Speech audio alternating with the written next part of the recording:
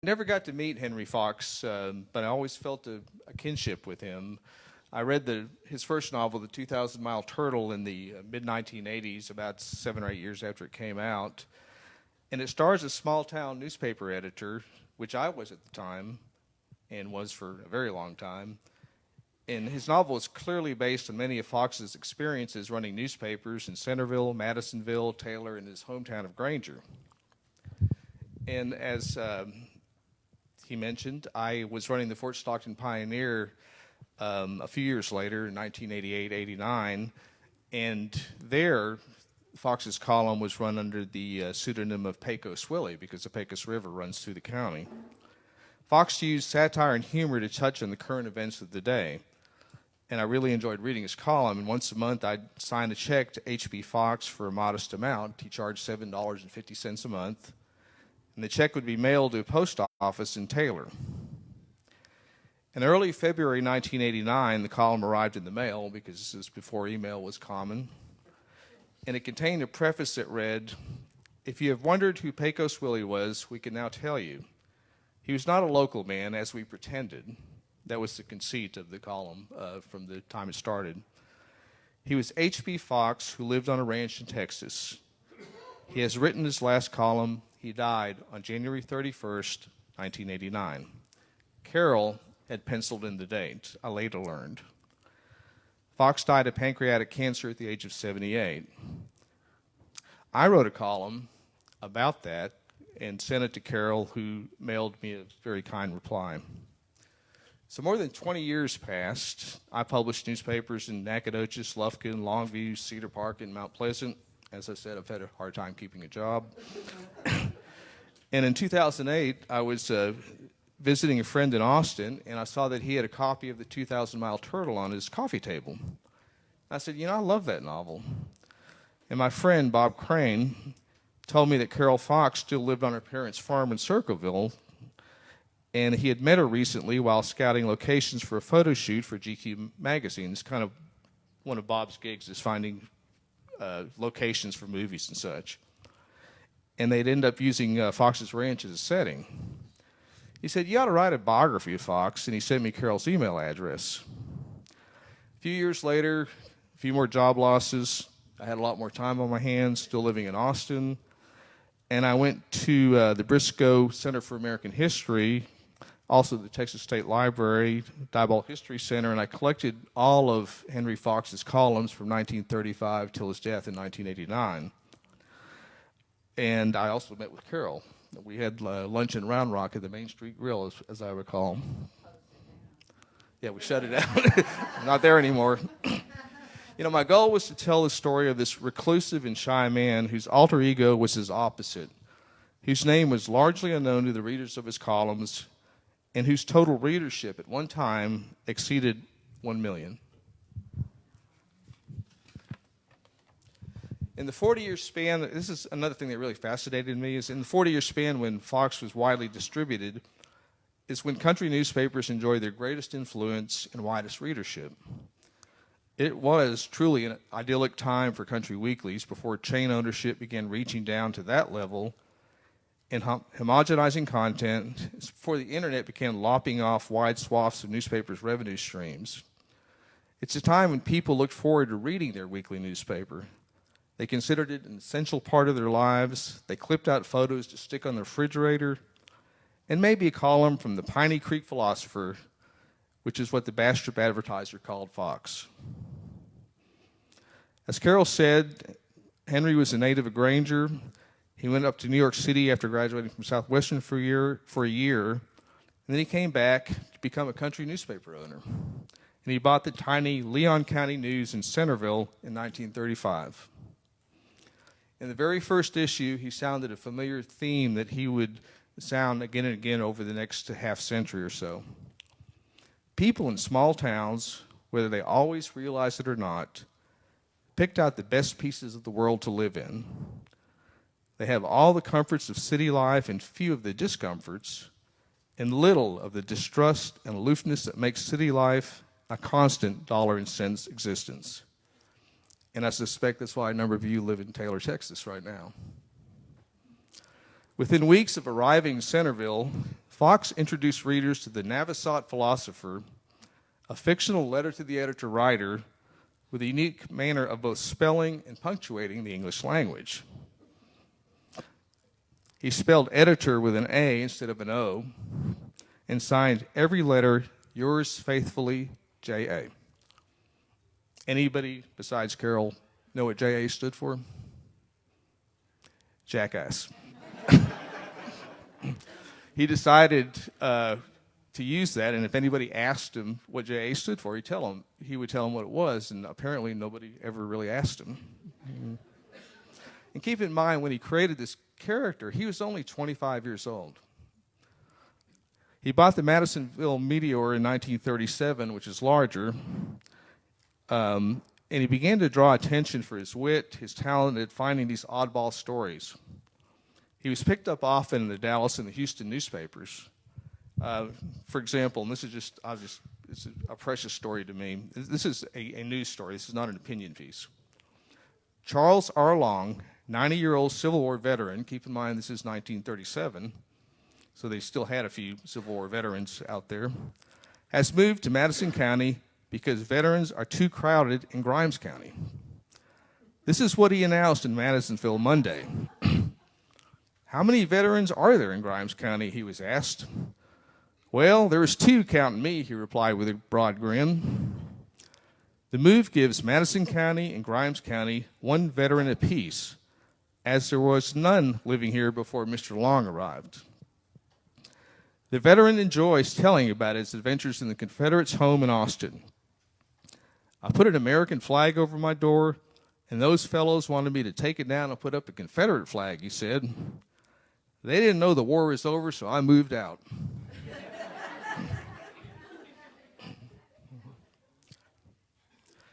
2 years after he'd been in Madisonville, Fox held his first subscription hen contest. With farmers back then, they were kind of cash poor. They had land, they had produce and such, but they didn't really have an extra couple of bucks to buy a subscription to the newspaper he had discovered. And so he had this contest where if you brought in a hen that weighed at least 5 pounds, or you could bring in 2 hens that totaled more than 5 pounds, he would give you a 9-month subscription to the newspaper. And he also had a contest for the heaviest hen at the same time he was doing this. And he ended up with selling about 250 subscriptions that way, and he kept the hens in coops behind the office and then sold them to a wholesale producer, so he essentially got his money back for it because, as Carol will attest, he was a pretty sharp businessman. A few months after that, in the mid-August 1939, Henry Fox was named the best country newspaper writer in the United States by Country Home Magazine, which is published by the Kroll Collier Publishing Company. At the time, it was termed the weekly newspaper equivalent of winning the Pulitzer Prize, and it included an all-expense-paid trip to New York and a $500 cash prize. Now, Henry wasn't all that enthusiastic about going back to New York City because he'd already been there once and seen all of that, but he was right proud of the $500. He served he moved to Circleville after serving a couple of years in the Army, where he gallantly served as a typist in Virginia, to the farm where Carol and John still live today. He published the Granger News, the Taylor Times, and the Highland Lake News with Wick Fowler, who later became famous for his chili. You guys ever heard of Wick Fowler chili? It's still around, I think. Eventually, after a health scare, he sold all but the Granger paper, which he kept until the early 1950s. Henry was always innovative, and he was always just downright funny. I came across this in the Texas State Library. He once printed a 7-page newspaper because he didn't have enough ads or copy for 8 pages. And Richard's looking at me like I'm crazy back there because if you're in the newspaper business, as he and I have been since, we're both old as dirt, newspapers come in even pages. But Henry actually had 8 pages, but only had 7 pages of copy, and he kept one blank, and he suggested readers use it to figure their taxes. Yeah. Another time, he printed an entire issue of the Granger News upside down, page 1 on the back, the nameplate at the bottom. Sorry, I got to turn the page. Saying it's in the public interest to print it upside down to enable its readers to accustom themselves more readily to world conditions. It is, right? His big break came in 1950. He was engaged by Collier's Magazine.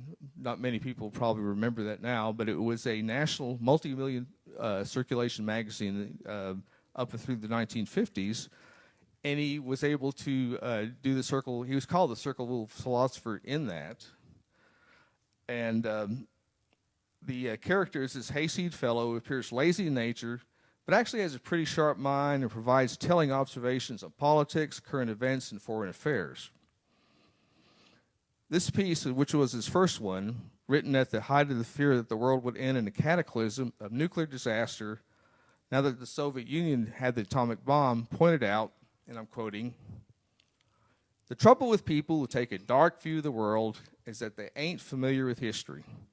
Thunder, the world has been in terrible shape as far back as I can remember. In fact, I imagine it's been on the brink of ruin ever since man discovered what a brink was. In short, everything's normal. I'll admit the possibilities of atomic war ain't pleasant, but the city birds who started building tall buildings on the theory they express their personalities or to shut out each other's view, or some reason I've not been able to figure out, could have come here and inquired around and found out from me they was only building bomb targets. Ambition don't always get you where you think it will." Fox wrote 3 novels, The 2,000-Mile Turtle I mentioned, Dirty Politics is Fun, and Murder in a Small Town Perhaps, and I would highly recommend all 3 of them, and they're still available. So he also became, as I think Carol mentioned, he was a very shy man, which is sort of opposite of the persona that he was in print. But he decided to see if he could make some money being a public speaker. And he would practice, Carol told me this, I don't think it's in the book, he would practice his speeches by talking to the cows out in the pasture. And I did come across this after he got the gig with Collier's Magazine. He was invited to speak to the Austin Headliners Club about what does it take to write for a national magazine. And Henry showed up. He said, the question on the table is, what's it take to write for a national magazine? It takes a typewriter and it takes a piece of paper. And he sat down.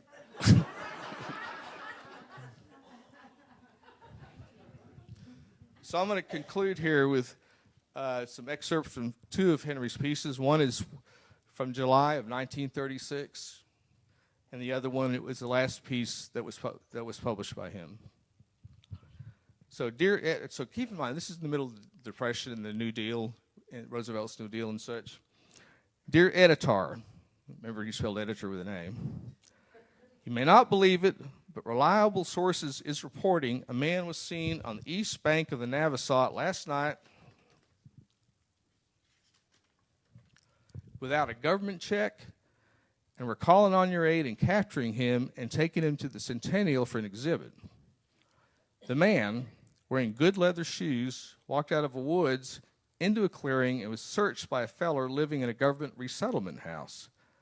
The fella searched him good but didn't find no pension check, no bonus check, no corn hog check, no cotton check, no relief check, no peanut check, no parity check, no plow-up check.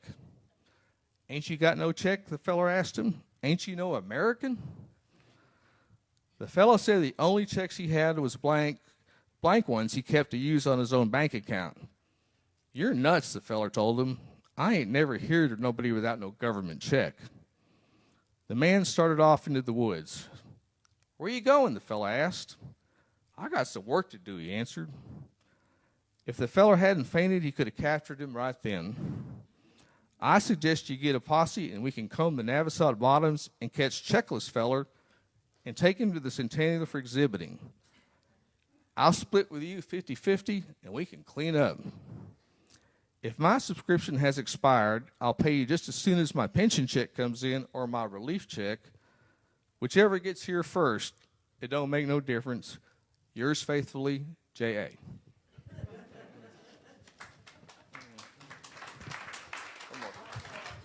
Sorry.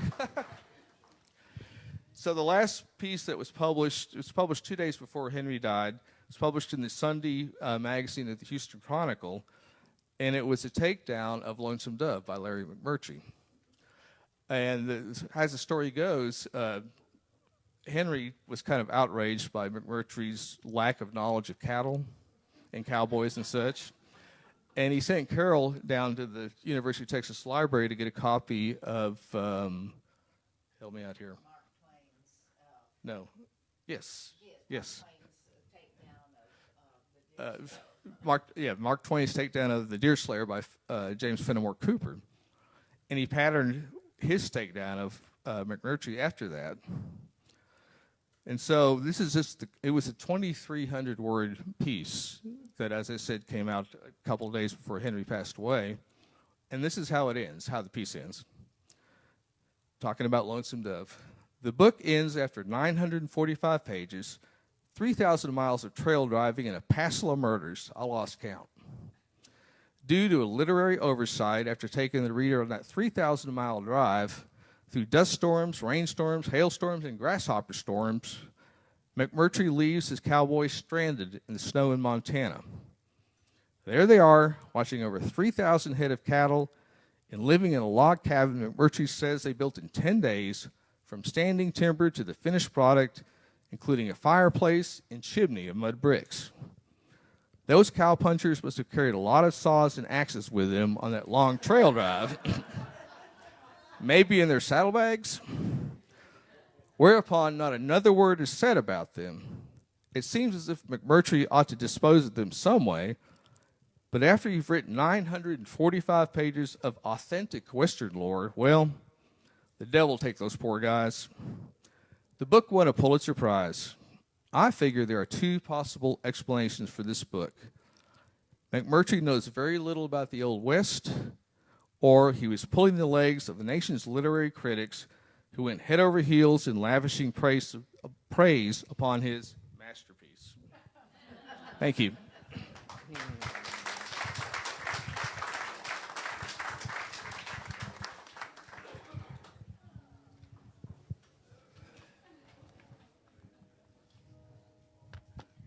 Thank you, sir.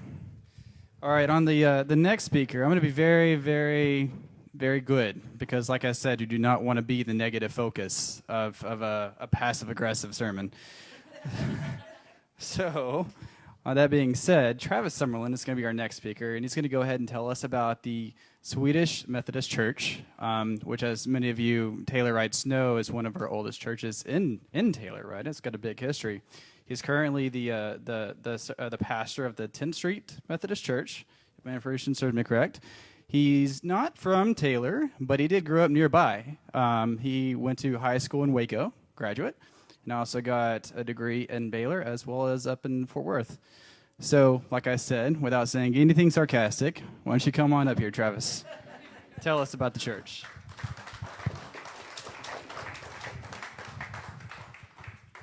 Thank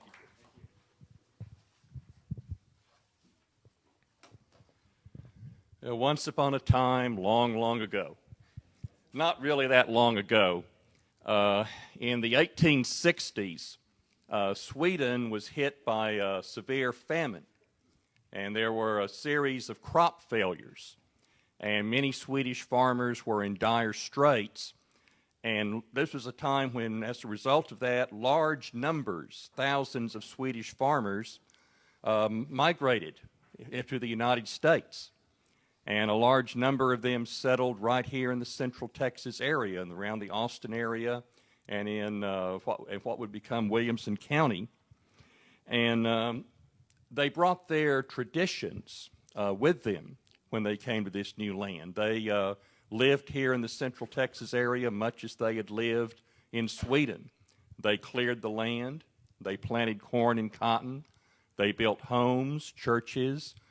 businesses, and they brought their faith with them as well. The church was the center of community life in Sweden, and every Swede would be very involved, as a rule, in whatever church was located in his community. And the pastor would always be invited to give a blessing at any significant family events.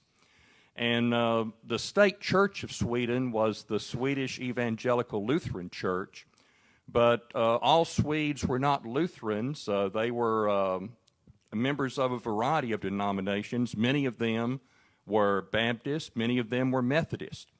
And so they brought these traditions with them when they settled in America. They were very pious people, very hard-working, disciplined people, family-oriented people, people of strong traditional values that were respected in America. And so they were strong survivors that did very well in the often harsh environments of frontier Texas. And they thrived here.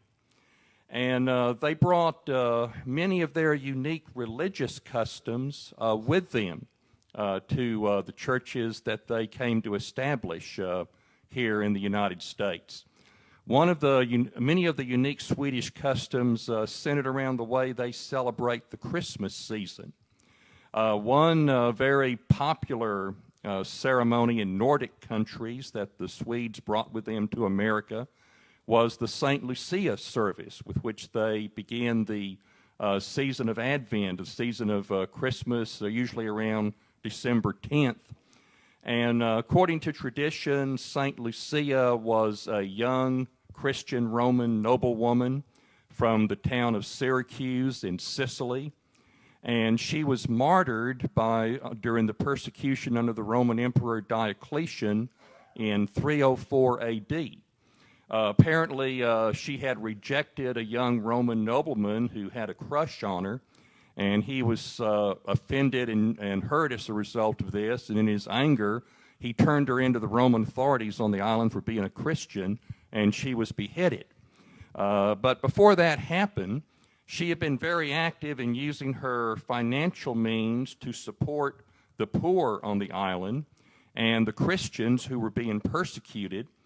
And many of the Christians were hiding out in dark catacombs under the ground. And the tradition holds that as she took bread to the hungry Christians, she wore a crown of candles on her head, leaving both hands free to distribute food. And so in the St. Lucia service among Swedish people, the eldest daughter of the family on the morning of December 10th will wear a long white dress and wear a crown of candles. Nowadays they wear battery-operated candles because it's a little safer. And she passes out sweetbreads, confections, and coffee to the members of the family that morning. And the New Sweden Lutheran Church near here still has a beautiful St. Lucia service every Advent. Another tradition that Swedish Lutherans brought with them to this country was the Julota service on Christmas morning. Julota comes from two Swedish words, jul from the word for Christmas. Ota is the word for the time just before the breaking of dawn.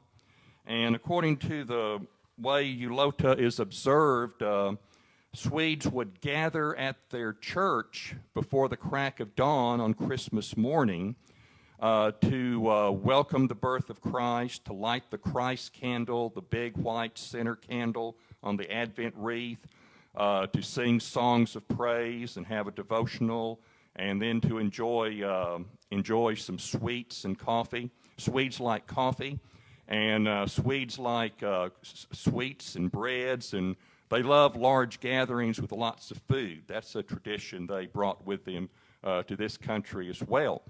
And in medieval times in Sweden, the Swedes would carry torches as they marched from their homes to the church in their villages to light their way. They'd throw the torches down in a field in front of the church, which had been cleared of grass, of course, and everything, and start a big bonfire to keep everybody warm while they waited to get into the church.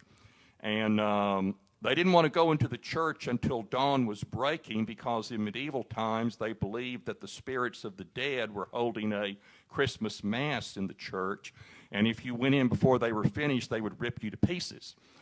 They don't believe that anymore, but they still have the Eulotus service. 10th Street had a Eulotus service up until about 6 years ago or so, when attendance dropped off and it was discontinued. Non-Swedish church members just can't bring themselves to get up that early on Christmas morning. But they still have a very beautiful Eulotus service at St. John's United Methodist Church in Georgetown, which is a church with strong Swedish ancestry. Now, the Swedish settlers who were Methodist and many of the Swedish settlers who were Lutherans at first did not have a church building when they came here. They would worship in individual homes. In the log cabin farmhouses they built, they would worship in different homes. Sometimes different families in the congregation would take turns about hosting a service. They depended on circuit riding Methodist pastors who would come through and preach to them from time to time.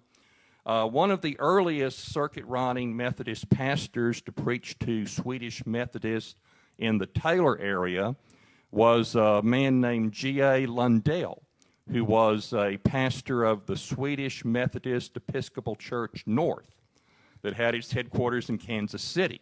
Now, a word of explanation here. Swedish Methodist Episcopal Church North, when America, that's a mouthful, I know, but when American Methodists broke away from the home Methodist Church in Britain after the American Revolution, the American Methodist Church that was established here in 1784 after the Revolution called itself the Methodist Episcopal Church to reflect their episcopal form of church government, that they were governed by bishops. Later in 1845, Methodists, like many denominations in this country, split apart over the slavery issue. And so Northern Methodists called themselves or they call themselves the Methodist Episcopal Church North, and Southern Methodists called themselves the Methodist Episcopal Church South. And those divisions lasted through into the early 20th century, and Swedish Methodists took up those designations when they came here. Finally, in 1939, the Northern Methodist and Southern Methodist reunited, and they dropped the North and South designations and the Episcopal designation and just simply called themselves the Methodist Church. Another group called the Methodist Protestant Church joined with them at that time as well. Then in 1968, the Methodist Church merged with the Evangelical United Brethren Church, and the United Methodist Church came into being, which is the current name of the denomination. And so that's why a pastor from the North was ministering to Swedish Methodists. Swedish people had always been opposed to slavery, and they brought that strong opposition with them to this country. Now, about 1871, a young Swedish Lutheran gentleman named Carl C. Charnquist immigrated from Sweden to Michigan with his wife Hannah. He's going to play an important part in the starting of 10th Street, what would become 10th Street United Methodist Church in a few years. In Michigan, he hears about the large number of Swedish immigrants who have settled in the areas around Austin, Texas. So he and his wife moved south to seek their fortune in the new raw frontier of Texas. He's also an organist, and he becomes known among Swedes in the Austin area for his organ playing. And about this time, a group of Swedish Lutherans in Brushy have formed a Lutheran church called the Swedish Methodist Evangelical Lutheran Church of Brushy, Texas. It would become later the Palm Valley Lutheran Church, but at this time they were meeting in a big log house they had built with crooked logs, with mud daubed in between the spaces between the logs, and a big wooden chest for a pulpit. And they hear about Carl Charnquist, and they ask him if he would come be their organist. And he says, well, sure, I will. And they said, you'll have to bring an organ, though, because we don't have one. Now, fortunately, Charnquist, on his way to Texas, when he passed through Chicago, had bought an organ for $157. And he had left instructions for it to be shipped to him in Austin, Texas. He wanted his own organ. But a few days after he bought that organ, on October 10th, 1871, the Great Chicago Fire hit Chicago. And this delayed the shipping of the organ to him. And Charnquist was afraid he had lost the organ forever. But lo and behold, it turns out it survived the fire. And it arrived at the railway terminal in McDade, Texas, a few days before Christmas Eve. And then it was brought to Austin with other freight in a long caravan pulled by 12 team of oxen. Now, the Swedish Lutherans in Brushy were delighted that the organ had arrived. And so early Christmas morning, a bunch of them got horses and wagons together. They rode out to Austin. They loaded up Charnquist, his wife Hannah, their organ, and some other Swedes who wanted to come worship with them too. And they went out back out to Brushy to their Swedish Evangelical Lutheran Church to have their Eulotus service that Christmas morning. And Charnquist, in his memoirs, describes the service, and he was not impressed with the preacher who was serving the congregation at that time. His name was D.M. Tillman, and he was a deposed former police official from Sweden who, losing his job as a police official, had entered the Swedish Evangelical Lutheran ministry and come to America. He was very high church in his theology and adhered strictly to the ritual of the state-supported Lutheran Church in Sweden. And he had an unusual way of preaching. He had the members of the congregation open that big wooden chest that served as a pulpit, fill it up with broken bottles and pieces of glass. Then, clothed in full clerical regalia, he would climb up and stand on top of the broken glass, filling the trunk or chest while he preached. It was his theory that his legs would act like telephone wires, connecting his voice to the broken pieces of glass beneath his feet, and would increase the volume of his voice and help him to project it better.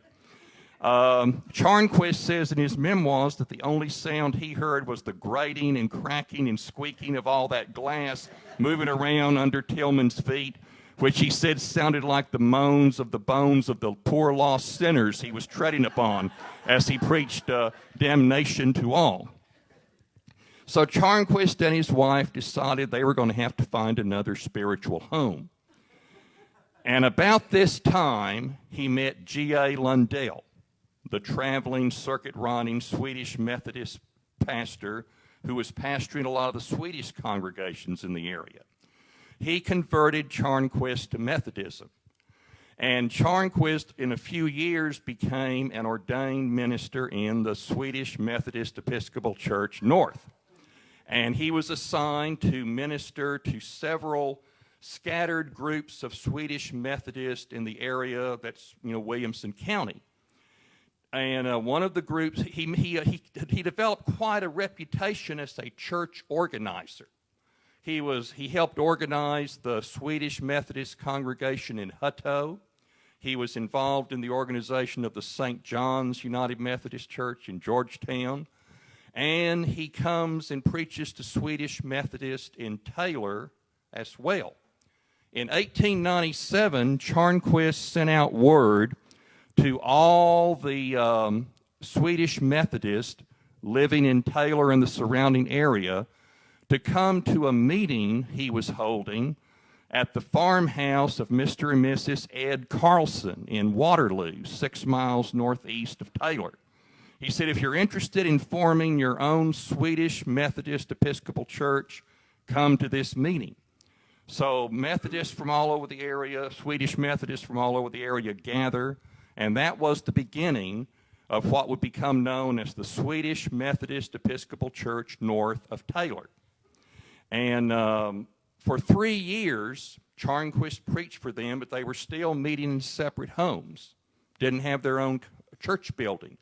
And the people really longed for their own church building. So in 1900, they found out about a church building on Howard Street here in town, owned by the Cumberland Presbyterian Church, that the Cumberland Presbyterians wanted to sell. And they buy that church building from the Cumberland Presbyterian Church. The Swedish Methodist in Taylor contributed $490 to the price of the building. Interested merchants and businessmen in Taylor contributed $330 to the cost of the building.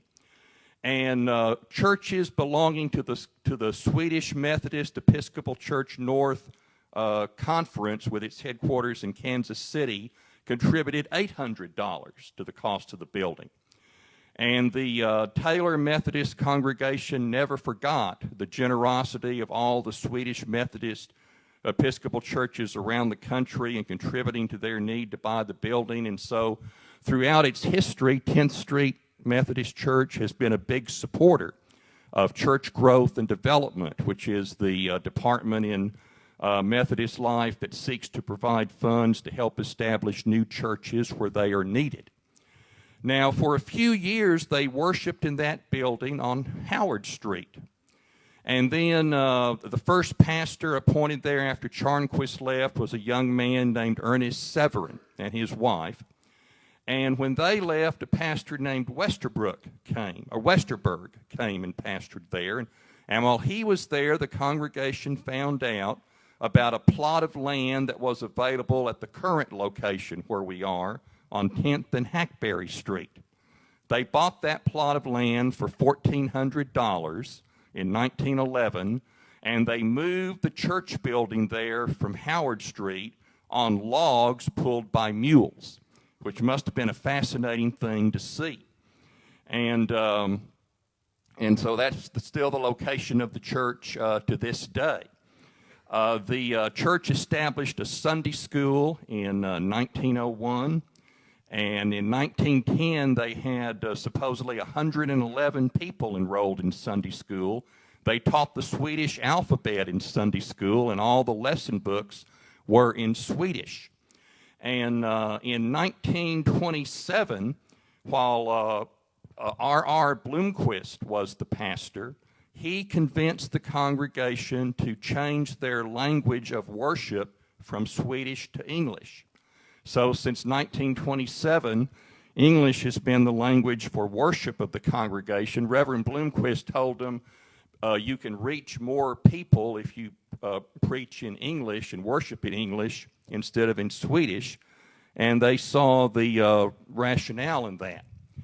In 1954, the church held a reunion service to honor the 5 surviving Swedish members who were charter members of the original Taylor Swedish Methodist Episcopal Church. And those people were Mr. and Mrs. A. Svensk, Mr. and Mrs. Walfrid Johnson, and Mrs. C.A. Algren. The church changed its name to the 10th Street Swedish Methodist Episcopal Church when it moved to the 10th Street lot. And later, when the merger happened between North and South in 1939, they changed their name to 10th Street Methodist. Then when we became the United Methodist Church in 1968, it became 10th Street United Methodist. In 1976, the church was awarded a Texas State Historical Marker, but interestingly enough, the historical marker was given not for the building, but for the congregation, which is something kind of unique because many times the markers are for the building, but this marker that we have is for the congregation. And throughout its history, the 10th Street United Methodist Church has been characterized by strong laity involvement and a real commitment to missions. During its history, the church has supported 2 students at the Harris Memorial College in the Philippines. They have long supported a Methodist missionary overseas for many years. We supported Dr. Chris Henna, who was a missionary in Liberia. We're currently supporting a missionary named Katie Meek, who serves in Sierra Leone. They gave $2,200 once to help build a church in the Congo. They also are a 5-star mission congregation in the Methodist Central Texas Conference. To be a 5-star congregation, you have to pay all your mission offerings. You have to support a Methodist missionary. You have to have an ongoing program of mission education. You have to have an ongoing program of discipleship training, and you have to have outreach in your community. We have been longtime supporters of the Shepherd's Heart Food Pantry here in town and are active in that. 10th Street's also has had the people there have always loved music, and during much of the church's history, it had a pretty good choir. And I have to say something about what a big role the Bloomquist family has played in the history of 10th Street United Methodist Church. R.M. Bloomquist became the choir director in 1916. That was Franklin's father. And the Bloomquist brothers and sisters, a large family, were the heart of the choir for many, many years. And Franklin has been the music director with taking breaks off and on for I don't know how many years, but 30 some odd. And he still picks the songs for us every Sunday, which I appreciate a great deal. Ed Komendowski was chosen as the Temple District lay leader in 1998, which was the first time a member of the church had held that office, and Ed would later serve as the conference lay leader from 2004 to 2008. 10th Street also became a Lord's Acre Church in 1962 to help defray indebtedness for building a new education building. And all the farmers were asked to set aside an acre of their land to sell the crops to be used to help pay for the cost of the new education building. And people who were not farmers were asked to come up with creative projects of their own. One of the creative projects, Monica Blaha and Susan Komendowski made Chrismons for the Christmas tree to replace traditional Christmas decorations. Chrismons are made out of cotton and decorated and trimmed in gold, and they are early Christian symbols that are used to decorate the tree. And the church still has several people who are Swedish in ancestry. The majority of the congregation is not Swedish in ancestry now, but we still have several members who are Swedish in ancestry. I've mentioned Franklin, and then there's Franklin's nephew, John McDonald, and then Carol Ann Pruce and her husband, Jimmy, and Doris Davis and Betty Bittner and Martha Artuchowski. So the Swedish tradition is still very much alive at 10th Street United Methodist, though I'm so glad I don't have to get up early on Christmas morning for Eulota anymore. I'm sorry about that, Franklin, but it is a beautiful service. But anyway, we invite you to come and worship with us if you ever have an opportunity. We worship on Sunday mornings at 10:30, and we'd love to have you come and worship with us, see the old original sanctuary that is still in use, and join in the service. Our motto is teaching, serving, and loving, teaching the story of God's love in Jesus Christ, serving our neighbors' real-world needs, and loving others without judgment as Christ first loved us. And so we would love to have you come and worship with us anytime and come and visit us. We're happy to be a part still of the Taylor community. Thank you.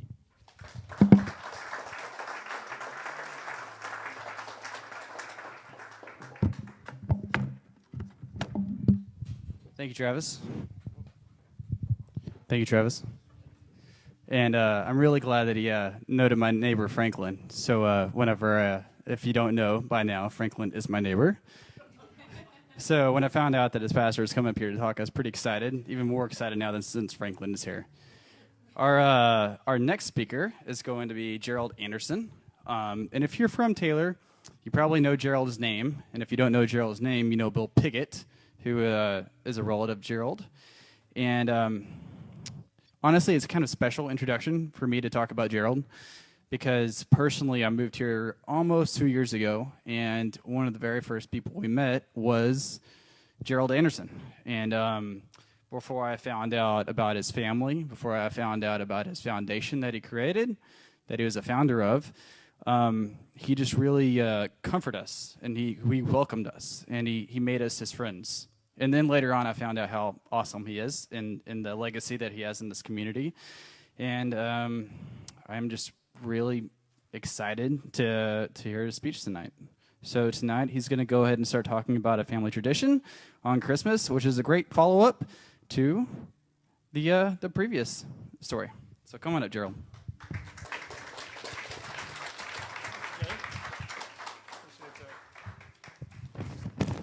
My dad was a pastor, so I always hate having to follow a pastor. Your voice sounds like Mickey Mouse after they get done talking. But I'm just going to talk a little bit about a family tradition. I've written this for October, which was a little bit closer to Christmas, but Christmas comes every year, so I guess it's still going to be relevant. So growing up in a house with 9 kids and 3 adults, the house was always filled with music, love, and laughter. We never had a dull moment growing up in my house. Whether it was playing sports in our big yard, which we refer to as Texas Stadium and Dish Falk Field, or all 9 of us playing Family Feud or The Price is Right, there was always some kind of activity going on around our house and in our neighborhood. However, Christmas brought a different type of excitement to our home. I grew up with 3 sisters, 1 brother, a grandmother, and a mom and dad in a 4-bedroom house. So needless to say, around Christmas, Santa was busy on 2nd Street. But one thing I noticed as I got older was that there were always unfamiliar people around our dinner table. From men and women to families, it seemed that there were always extra people at dinner time. Right before Thanksgiving, my grandmother would always come to us and have us put this blue star on the roof of our house. We never understood the importance of it, but it was always a happy time when we lit up the star. And you could see the star from all over our neighborhood. One day I asked my grandmother, why is it so important that we put this star up on our house? I'll never forget what she told me. She said, holidays are the best and worst times in people's lives. Some people have nowhere to go and no one that cares about them. And that blue star lets people know that during the holidays, you're always welcome here.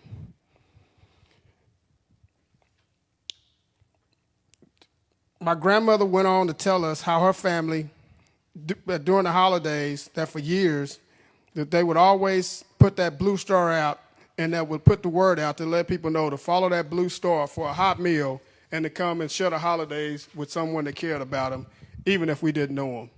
She took so much pride in that star, because for those of us that knew her, knew that you didn't have to be around the holidays, or you didn't have to know her for her to want to feed you.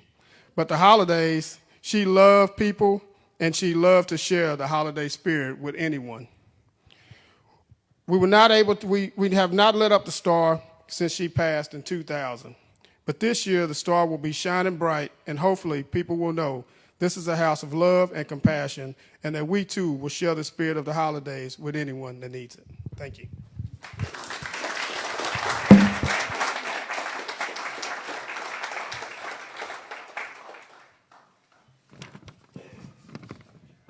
Hello.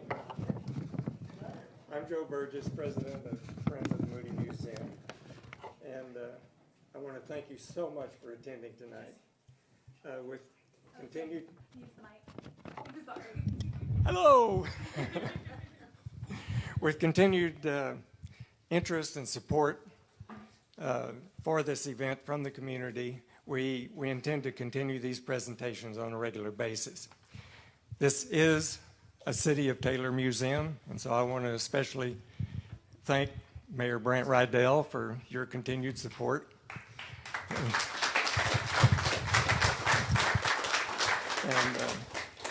And joining us tonight is Eloise Breckenridge, and she is the chair of the Williamson County Historical Commission. Thank you for coming tonight. And of course, Susan Komendowski, who chairs the city's, what is it, Susan? Help me out. The advisory board that's appointed by the City of Taylor to oversee the museum, take care of the contents, and so on. And so we appreciate everything that group does. Let's give a hand to the brave folks who have volunteered to make public presentations of their stories tonight.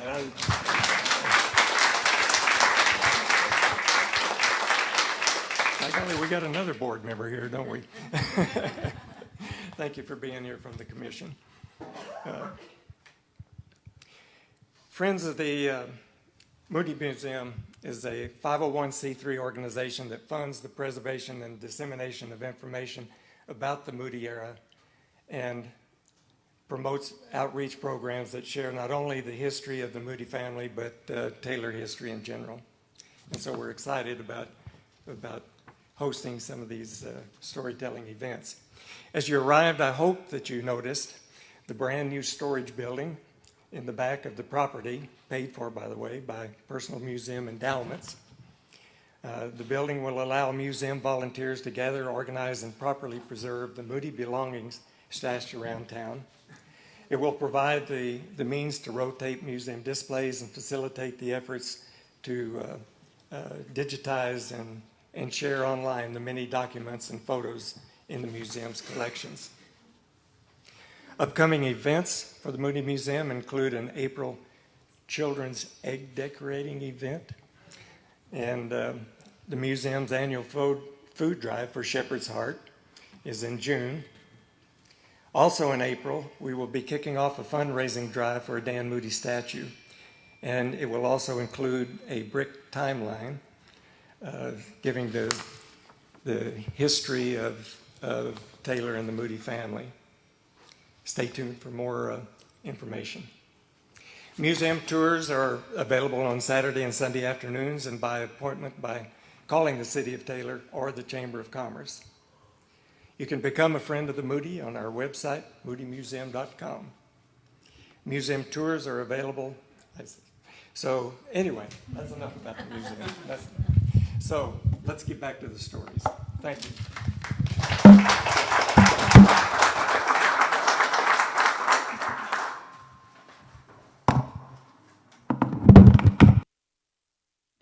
Sorry about that.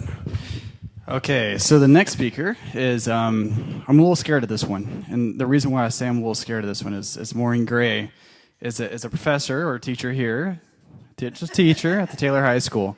The reason why I say I'm scared about this is because the last storytelling event, our mayor, Brant Rydell, decided to give us a history lesson or an exact instance of corporal punishment in the classroom. And then when I found out that she was a teacher in their classroom and here in Taylor, I was like, oh no, let's not make her angry. But Maureen Gray is going to come up here today. Like I said, she's been a professor or a teacher here for about 15 years or so, correct, in social studies. And she's going to be able to tell us about Dr. Dickey. So please, Maureen, come on up.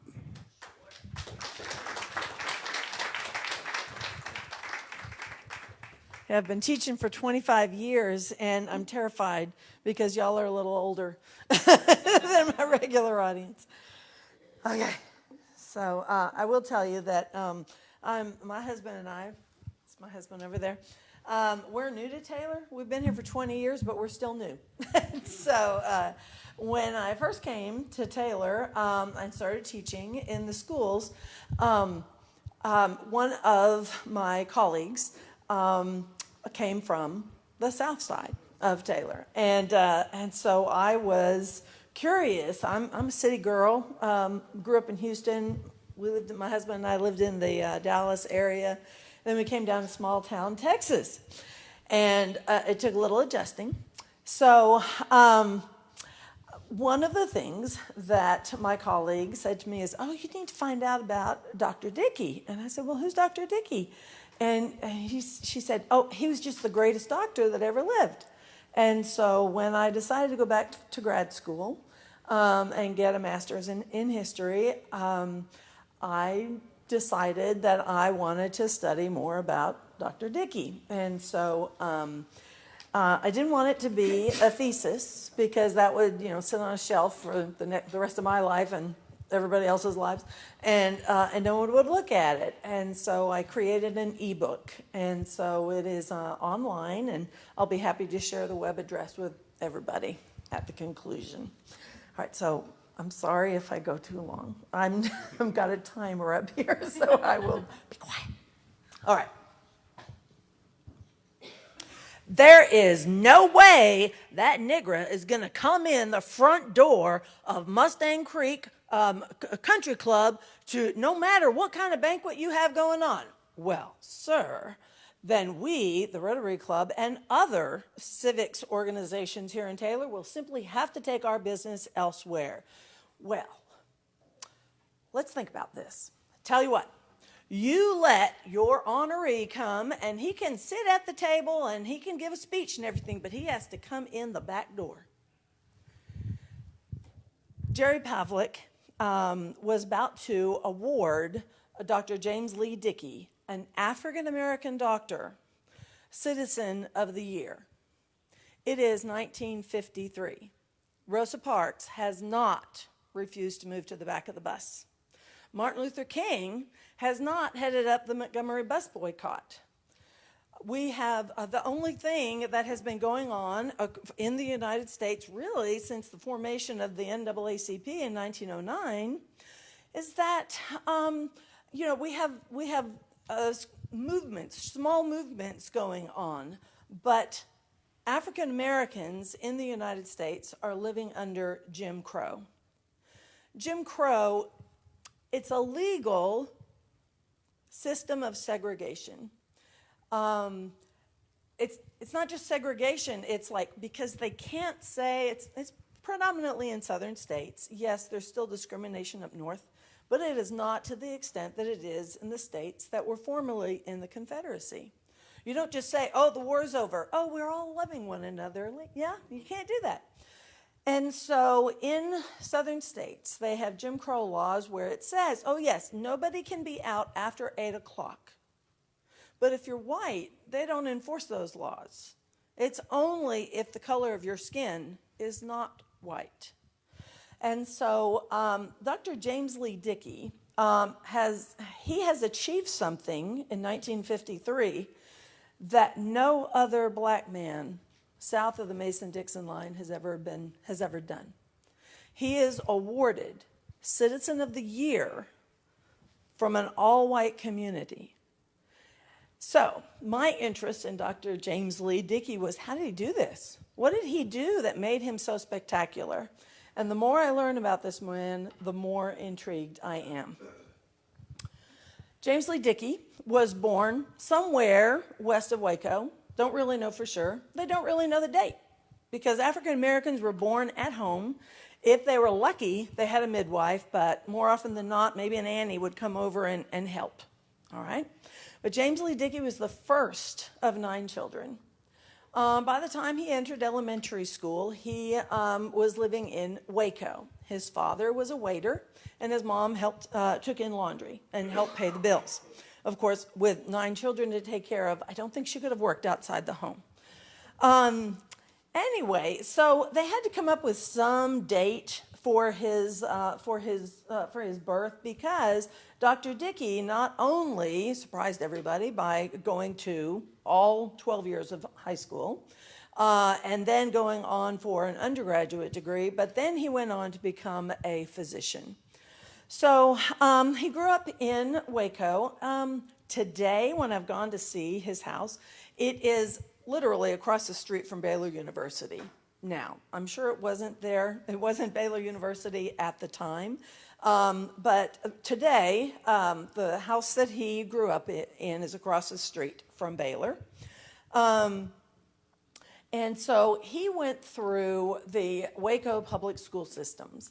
And he, of course, could only attend a colored high school. But he graduated valedictorian of his class in 1912. He, of course, wants to go to college, and so it was his parents' pride and joy to send him to Tillotson College in Austin, Texas. While he is there, of course, African-American colleges had a primary goal, and that goal was to educate other African Americans so they could educate other African Americans. Because during the days of slavery, of course, learning to read and write was illegal. Granted, a few people were able to get around that, but the vast majority of African Americans were denied the opportunity to read and write and learn basic math. Most African Americans served as sharecroppers, which, if you really get into the study of sharecropping, it's simply another form of peonage because you are constantly in debt to the landowner. But Dr. Dickey has been able to escape sharecropping, and so he goes to Tillotson. And at this HBCU, or Historically Black College and University, he is encouraged to study industrial education. And so he learns how to build buildings. And his class of 1916 constructed the administration building that's at Houston Tillotson right now, down on, Chicon and 11th Street, I believe, in Austin. Okay, so he graduates from Tillotson, and of course he's going to go become a teacher because that's what he has been trained to do, to go and teach others. So in the summer that he's graduated from Tillotson, and he's got a job lined up teaching industrial arts in Marlin, Texas, which is just east of Waco. While he is there, he is a witness to the lynching. Years old, I believe, and he is mentally challenged, and he is seen with blood covering the overalls that he is wearing. And kids come running out saying, "Dad, Dad, Dad, Mom's been killed." And the father, of course, goes and finds out that his wife has been murdered. And the sheriff comes along. They look for possible suspects, and moseying down the road is Jesse Washington.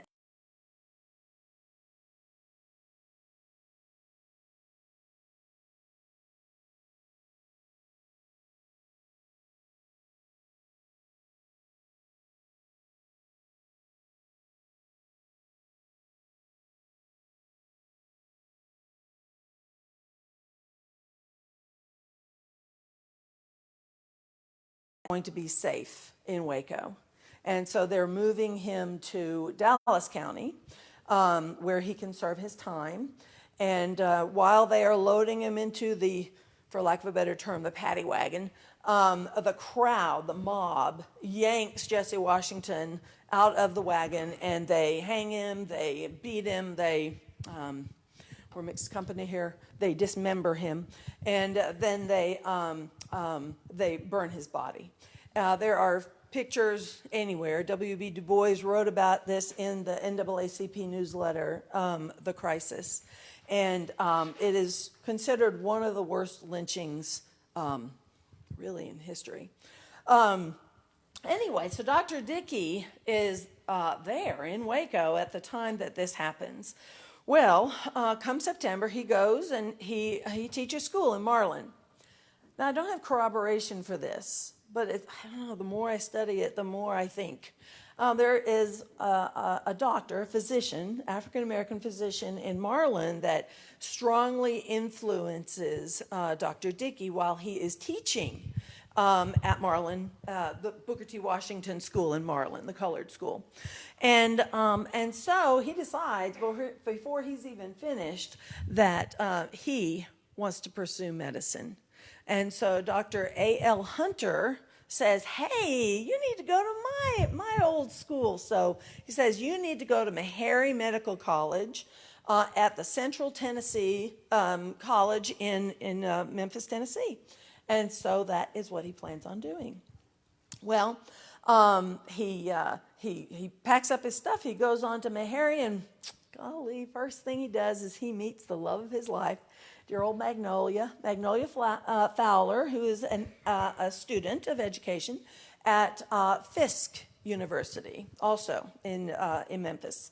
And so they fall in love, and so he's got a goal. He's got a woman that he wants to marry, and he's gonna go up north because the year is 1917. World War I is going on, and America is just joining the war. So they're going, okay, well, what are we going to do? Well, I have to go and register to vote. And not to vote. He's not allowed to register to vote in Texas. Anyway, so he is going to register for the draft. And so on December, I think it's 5th, 1917, he receives orders that he's going to be drafted. But hey, I'm a student.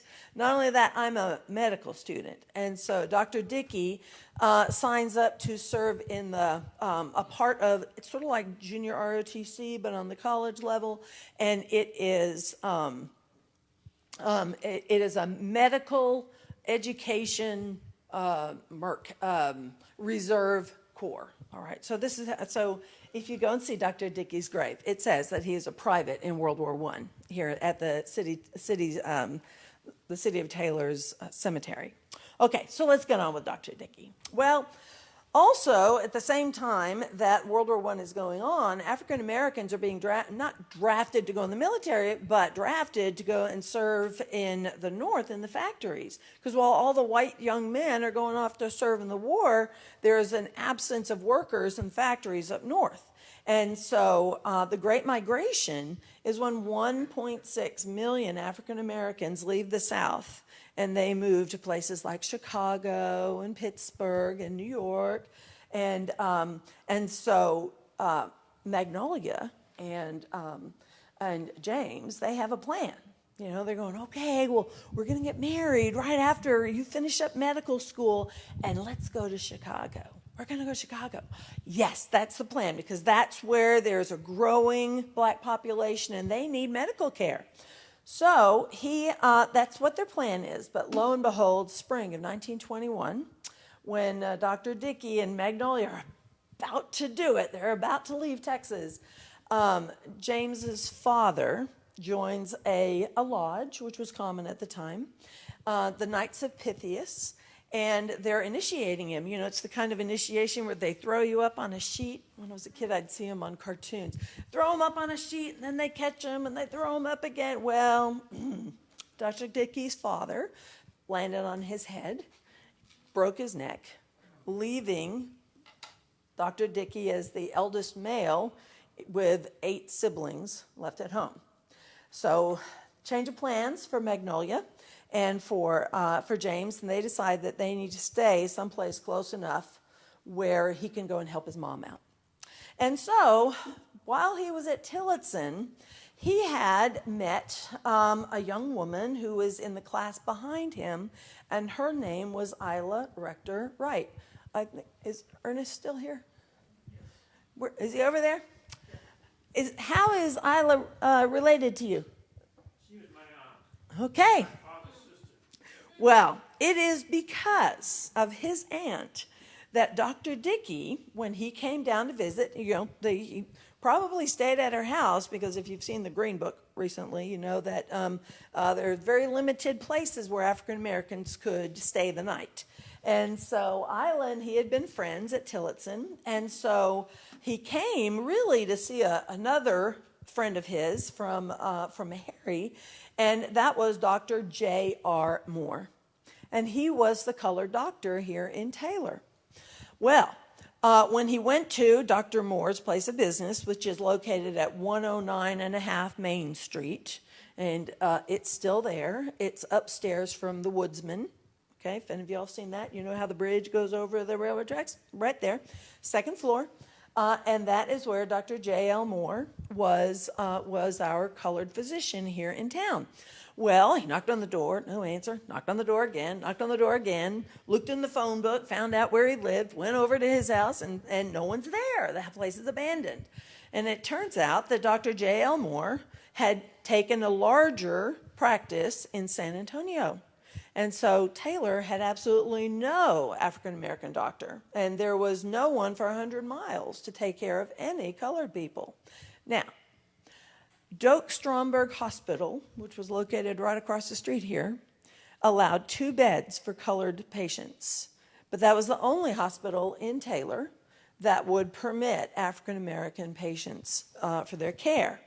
Well, Dr. Dickey's going, well, I don't know what I should do here. I don't know. It doesn't sound like it's a very welcoming place.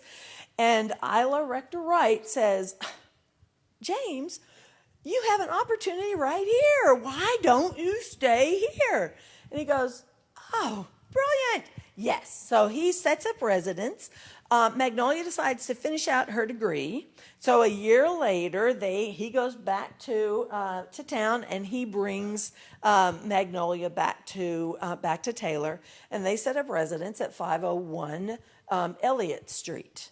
Today, that's the playground for St. Mary's Church, Catholic Church. It's for their school there. His house is now located at, I think it's 500 Burkett Street, and it's in the process of being restored with the help of the Texas Historical Commission. Is that correct? Preservation Texas. I'm sorry, it's Preservation Texas. All right, so what makes Dr. Dickey so great? Well, he came and he did all his doctory stuff. That's what doctors do. And there's a lot. There's syphilis, lots of syphilis going along. Lots and lots of tuberculosis. There is plenty of infant mortality because African-American moms, where are they going to go get care? They haven't had a doctor in town for 2.5 years, and they can't go and deliver in the hospital because there's only 2 beds. So Dr. Dickey sets about helping with those things. He goes to them. The first year that he's here in Taylor, there's a massive flood that breaks up all of the roads surrounding Taylor. White doctors weren't willing to cross over that mud to go and take care of those patients. So that's when Dr. Dickey put on some big, strong boots, and he walked to his patients south of town. Okay, so Dr. Dickey, he and Magnolia have settled in here, and he joined several boards. He is one of the founders of the tuberculosis board for colored patients that is in Wimberley.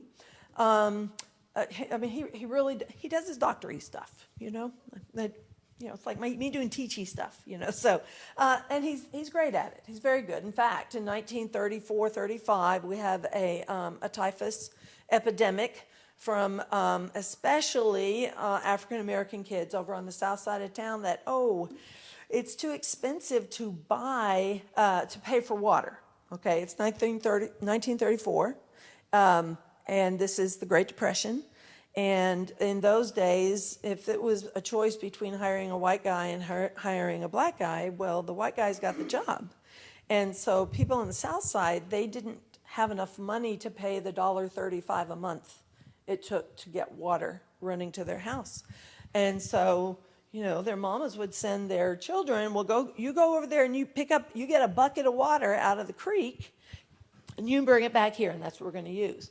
Well, it turns out that that creek that comes to be called Stinky Creek is full of all of the refuse from upstream. So from the north side of Taylor, they're putting their their chamber pots, and they're putting their, all of their refuse out into the creek, and it's flowing downstream, and that's where the colored side of town is getting their water. And so that is what is one of the causes of the epidemic. And so there's only 2 beds. There's only 2 beds in a hospital. And so Dr. Dickey asks the city if he can have access to a, we're going to call it a boarding house. Okay, it's my understanding it was a house of ill repute. And so they renovated that 8-room house into a clinic. And so this is where he treats all of his colored patients there. And when the epidemic is over, he asks the city if he can keep it and turn it into the Dickey Clinic. And so it's located on Bland Street today, Bland and Dickey, and that is where the clinic was. Okay, so Dr. Dickey found out very quickly that really the problem that was going on here in Taylor was it was their living conditions.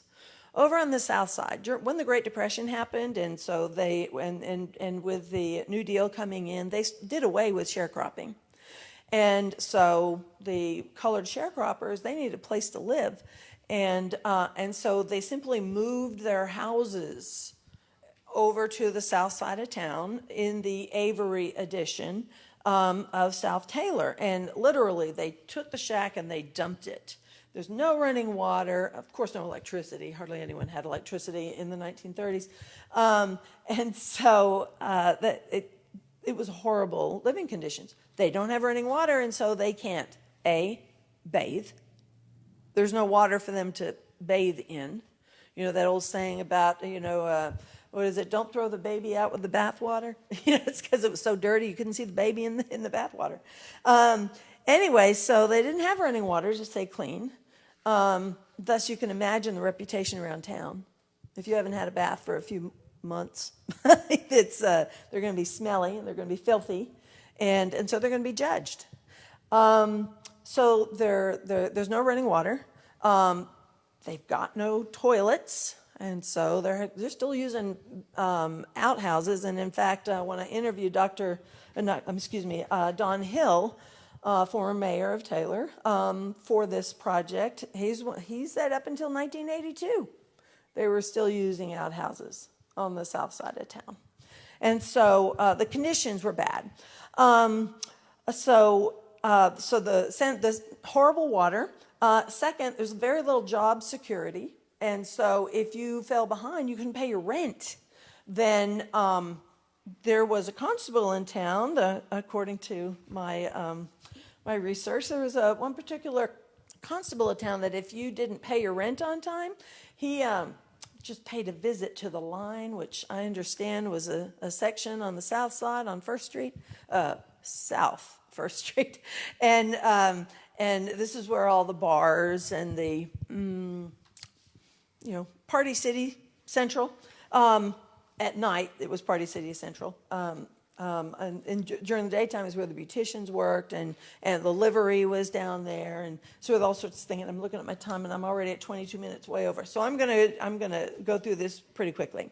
All right. So Dr. Dickey, he worked on making life better for the south side of Taylor. It wasn't just that he was a wonderful doctor. He was a wonderful doctor. That's a given. But what he did is he saw the conditions that his people were living in, and he wanted to make it better. He was an accommodationist, meaning he was a follower of Booker T. Washington, where he worked with the white community and convinced them that, hey, you do this for us and everything will be better for y'all. You'll have less stinky people walking around doing work for you if you will bring running water to the south side, if you bring sewer pipes to the south side.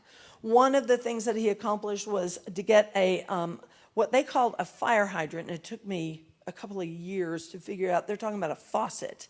And if you go on the south side to this day, you will see one faucet every 5 blocks. and it's a faucet out in the front, and that's where the people of the South Side would go and fill their buckets of water and carry it to their house. So that's one of the things he did. And another thing that he did is he saw that there was a lot of juvenile delinquency on the South Side, that there was an increasing amount of crime. And in observing, he said, they're bored. We've got these young people that are just bored. I teach high school, and when kids are bored, they're going to go and do something. They're going to see how hard they can pound the wall and then until it breaks. And so he says, we need a place where our colored youth can play, where they can play and get rid of some of this excess energy. We had Murphy Park on the north. A beautiful, it was one of the things that attracted Brian and I to Taylor, was seeing that beautiful lake, and it was gorgeous. But they didn't have that on the South Side. And so Dr. Dickey worked with many others, even Dr. Doak, who was part of the hospital across the street that had the beds for the colored patients. And they created Robinson Park on the South Side.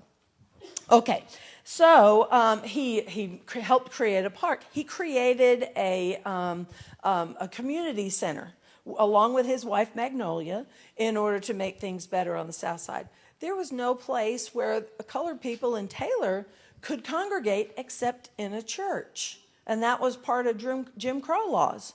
It said specifically no more than 2 people could congregate unless they're in church.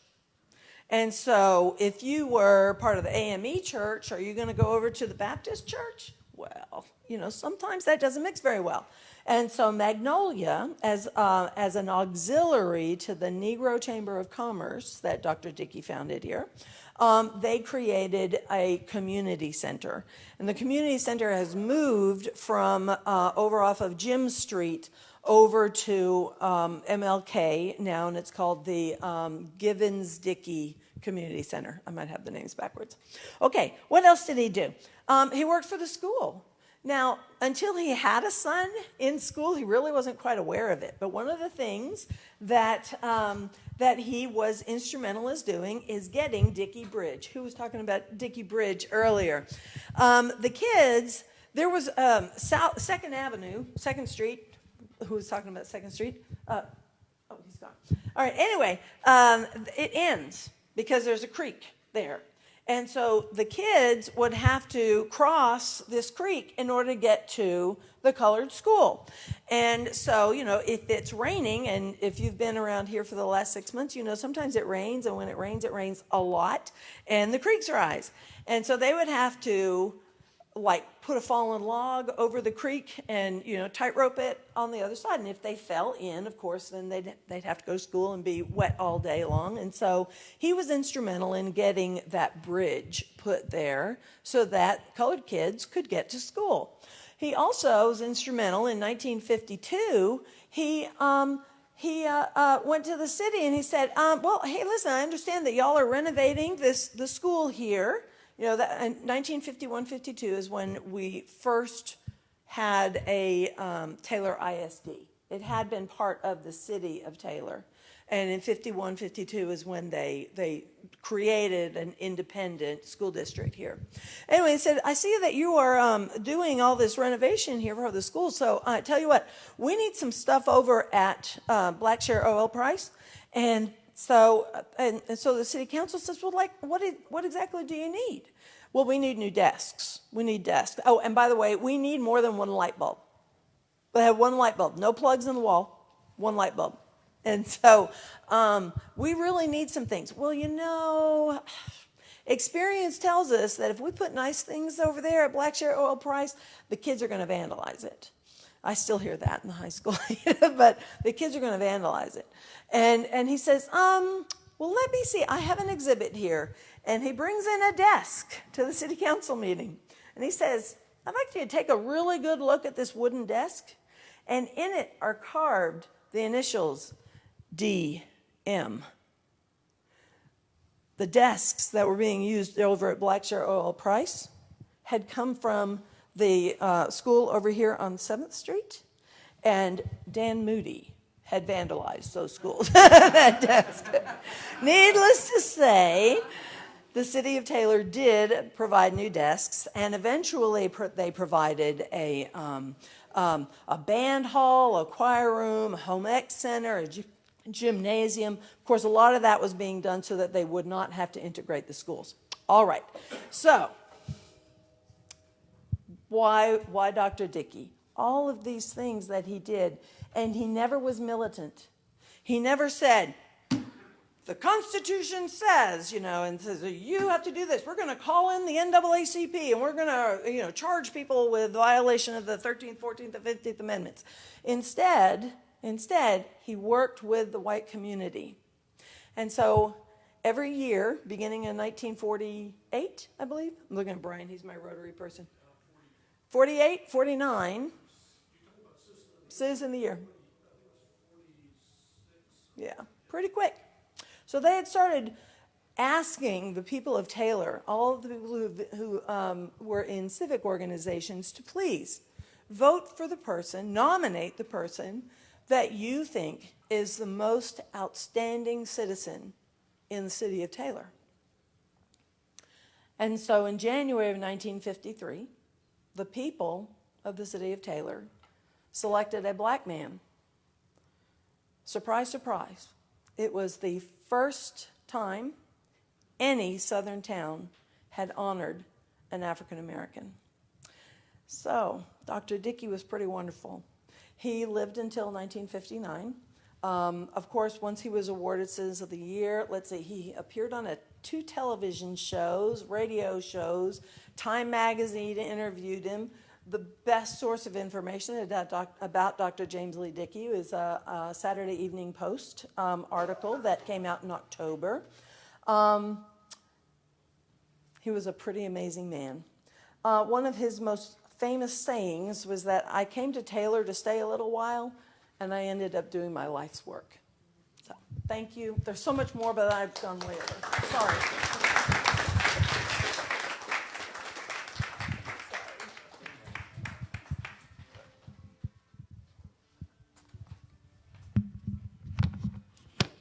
Thank you again, Maureen. And to be honest, I learned quite a few things from your story. All right, our last speaker of the night is also someone who's someone who's been here before, Giselle Johns. Just a little brief, in case you don't know, her artwork is also in the hallway. So if you haven't had a chance to view it before now, feel free to go out there and check it out as well. So Giselle, a little bit of background on her. As said before, she came from Trinidad to New York and got her degree in design at Parsons School of Design. Came here to Austin, was inspired by several members of the community, including Dr. Dickey, and it influenced a whole lot of artwork from her. So without further ado, come on up. Thank you. Well, hello, Taylor. I love me some Taylor. I'm here every day. Lock her up at home? No. Purpose. So I'm going to keep it short. I believe in purpose, and I believe that we're here because we have to fulfill a purpose here on earth, wherever we are in the universe. No, but I came from just a little dot, in the island of Trinidad and Tobago. And then my mom was able to move us to New York City. And so you go to high school and then decided, I'm an artist. So I wanted to go to, I got a scholarship at Parsons School of Design in New York City. It was so difficult getting in there, but I made it, graduated.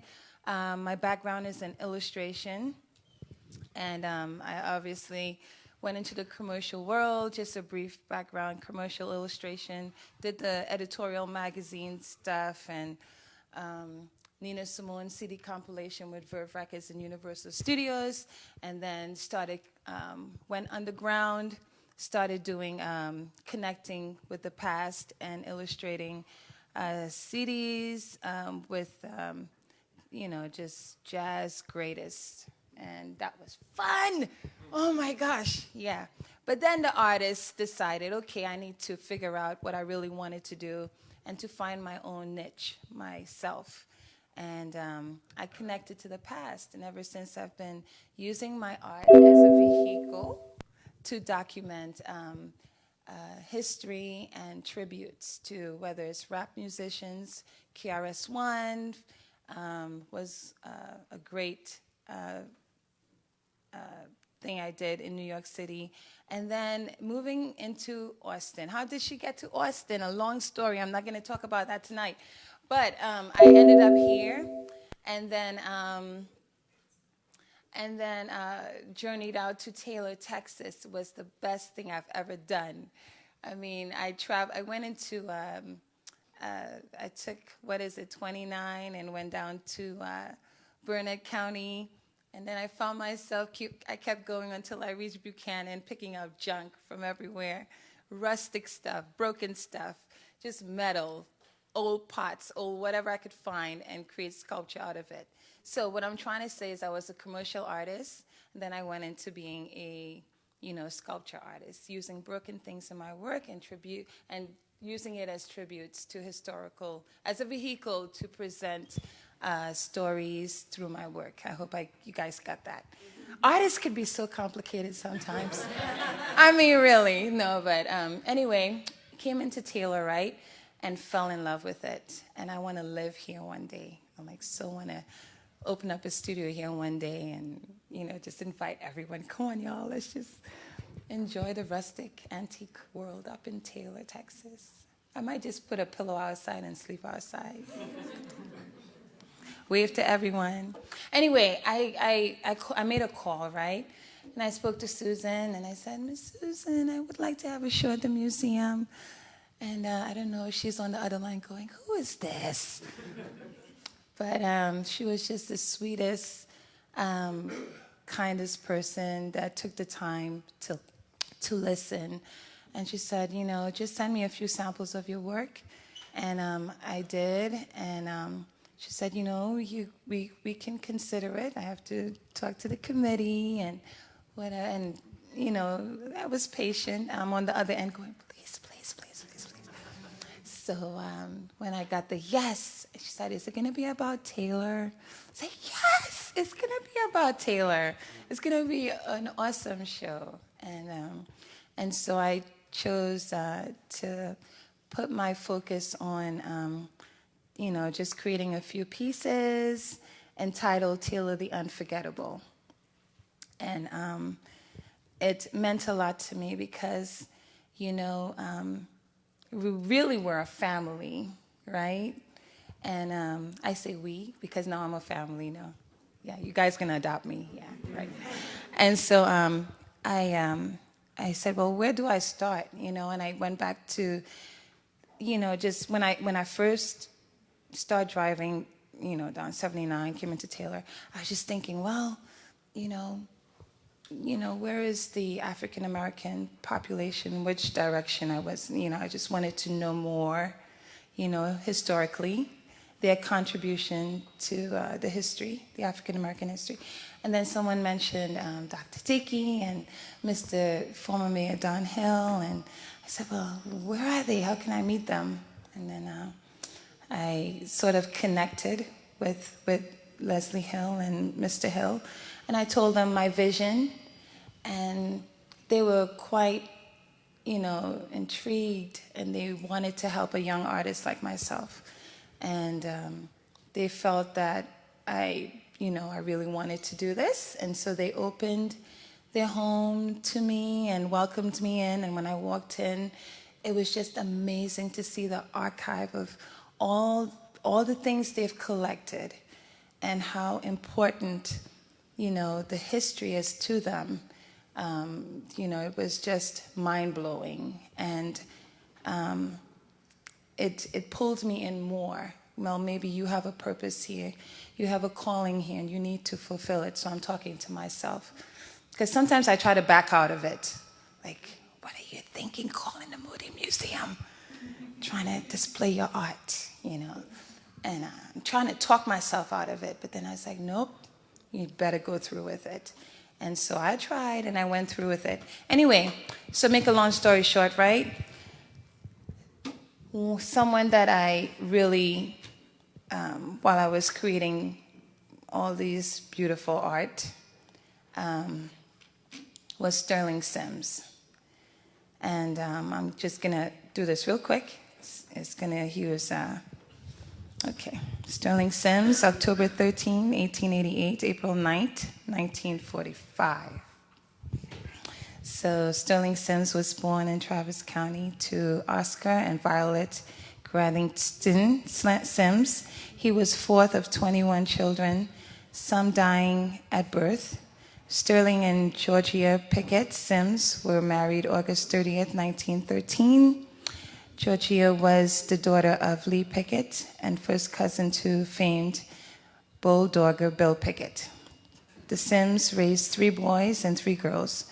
Sterling was a farmer until 1928, when he moved his family into a new house he bought and built at 503 West Rio Grande in Taylor.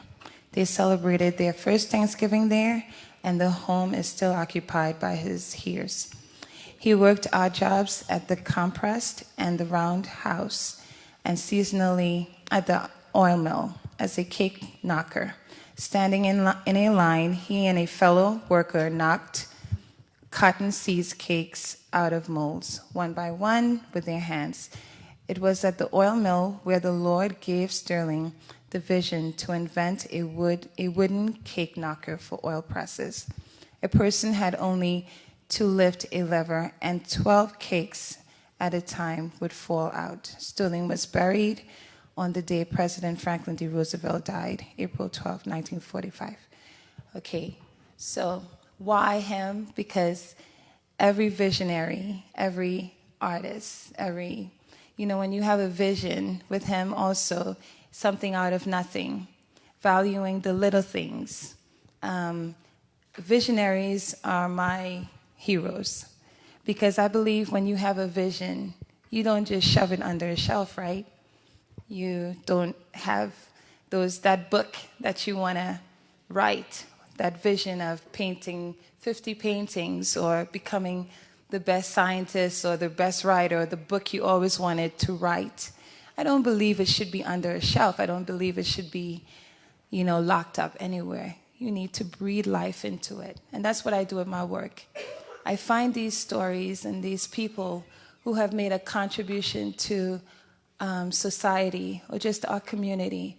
And for the ones who never spoke, whose story was never told, to represent them through my work. So when you go outside and you see these books, they were books that was donated by libraries. There was a few librarians who called me, Giselle, you need books? What's the next story? And so it was a perfect time to use that as the object in my work, the instrument, the driving force to bring forth, bring life, to breathe that life back into the Sterling Sims and the Dr. Dickies and all the people here in Taylor, even Dan Moody. I did one with him, right? Because he also played a part in American history, our history. And so whether I'm from Trinidad or wherever we may be, we are all a family.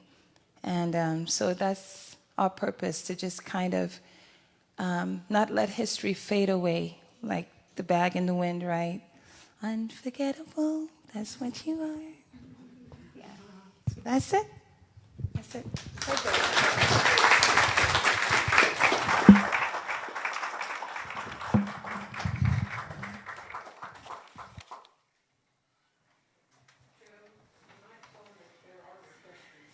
There are refreshments in the kitchen.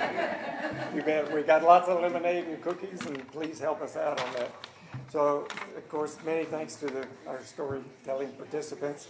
I want to recognize our friends of the museum board. Joseph Bartosh, I don't think made it tonight, but Ernest Rector is on our board, and he also serves on the our Heritage Board. Jesse Turnbow Cow, who organized the event. Amanda Signowski, did I get that right? Anyway. And Tyra Ishikawa, our latest board member. And Jay Ward, of course, and I wanted to especially recognize him because of serving as the JC tonight. So, and St. Gal, of course, for recording live streaming and recording, and we share these recordings with the Williamson County Historical Commission, and that goes into the archives of the museum. And we appreciate all of their help. And of course, Ben Sands for the background music over there. Taylor Brewing Company for the keg out front, in case the lemonade isn't enough. And Taylor Press and Taylor Sporting Goods for helping with the marketing. And of course, the city of Taylor for all that you do for Taylor's own Moody Museum. Jay, you want to close it out? Anyway, thank you very much. Thank you, Joe, for all your support, too. You're awesome. Awesome. All right, crew. So thank you again for coming out to our second storytelling night. We're going to keep this tradition going. So please keep in touch. We'll post on social media. We'll have word of mouth talking about these in the future, what's coming up next. Again, this has been an incredible attendance, just like the first time. So again, on behalf of the Friends of the Moody and the Moody Museum in general, very grateful that you're here. Thank you again to all the speakers who came out tonight. I know some of you have been talking to for a while about having to come up and talk. Gerald, I mean, obviously he had a Christmas story that he had planned on giving in October, and we finally got around to doing it, which is also nice.